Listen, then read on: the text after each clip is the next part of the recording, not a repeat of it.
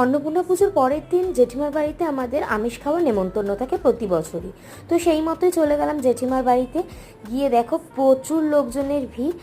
প্রথমে গিয়ে মায়ের দর্শন করে নিলাম, মাকে নমস্কার করে নিয়ে নিলাম অল্প করে প্রসাদটা নিয়েছিলাম অল্প করে, আমি আর সৌভাগ্য ভাগ করে খেলাম। তারপরে একটুও দেরি না করে চলে গেলাম খেতে। খাবার জায়গায় অসম্ভব ভিড় ছিল, তো প্রথমবারে আমরা বসতে পারিনি, সেকেন্ড টাইমে বসলাম।